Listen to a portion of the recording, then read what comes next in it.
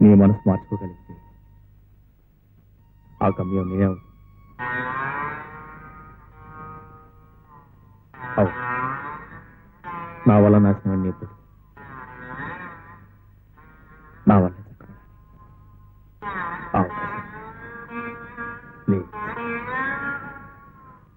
బాగుంది, చాలా బాగుంది.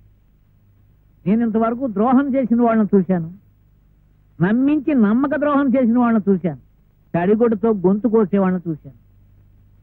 కానీ నేను అబద్ధాల కోరిని, నా బ్రతికే అబద్ధం, నా వృత్తే అబద్ధం. ఈ క్షణం వరకు మీకు నాకు మధ్య జరిగిన సంభాషణలు అన్నీ అబద్ధాలే. ఇక నుంచి నేను నిజంలో బ్రతకబోతున్నాను, ఒక మంచి పని చేయబోతున్నాను. నాకు మీ సహాయం కావాలని అడిగిన వాడిని నేను ఒక్కనే చూశానయ్యా. నువ్వు మనిషి అనుకోవాలో, రాక్షసుడు అనుకోవాలో, మంచివాడు అనుకోవాలో, వంచకుడు అనుకోవాలో అని నాకు అర్థం కావడం. మీరేమనుకున్నారు? స్వప్న విషయంలో మాత్రం మనిషిని, నిజంగా మనసు ఇచ్చిన వాడిని. నిజం. ఇప్పుడు నీకు ఈ పరిస్థితి వచ్చింది కాబట్టి, ఆ పిల్ల నీ జీవితంలోకి వచ్చింది కాబట్టి ఈ నిజం బయటకు వచ్చింది. లేకపోతే నా బిడ్డ బ్రతుకు అబద్ధంలో మునిగిపోయేదేగా.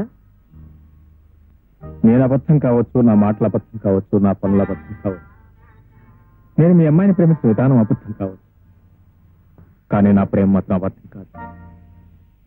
నా ప్రేమ అబద్ధమైనా నేను మిమ్మల్ని మోసగించాలనుకున్నా ఈ రోజు నాకు నేను కావచ్చు మీ ముందు దోషిగా నిలబడాల్సిన అవసరం నాకు లేదు. కోర్టు రాస్తూ ఉన్న మీ అమ్మాయిని వదులుకుని కట్టుబడిలో కూడా లేని ఆ అమ్మాయిని పెళ్లి చేసుకోవడానికి సిద్ధపడాల్సిన అవసరం అంతకంటే లేదు. చిన్నప్పుడు ఎప్పుడు మా నాన్న చెప్పిన ఒక్క నిమిషం వల్ల మా అందరి బ్రతుకులు నడివెదిరిపోలయ్యాయి.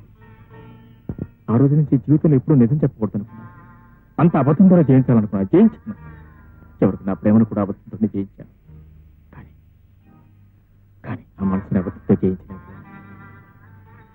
నా అబద్ధం వల్ల ఇప్పుడు ఆ అమ్మాయి జీవితం నాశనం అయిపోయింది. ఎలాగైనా మళ్ళీ ఆ అమ్మాయి జీవితం బాగు చేయాల్సిన అవసరం నా మీదే ఉంది.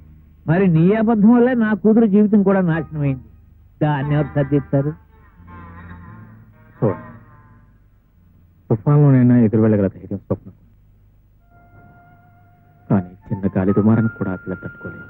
నిజమే, కానీ ఇప్పుడు నేనేం చెయ్యాలి? చేయాల్సింది స్వప్నకు నా మీద అసహ్యం కలిగించాలి. అసహ్యం కలగడానికి ప్రత్యేకించి నేను ఏమీ చేయనక్కర్లేదయ్యా. నీ జీవితం ఇదే నీకు తెలిస్తే చాలు, అదే అసహించుకుంటా.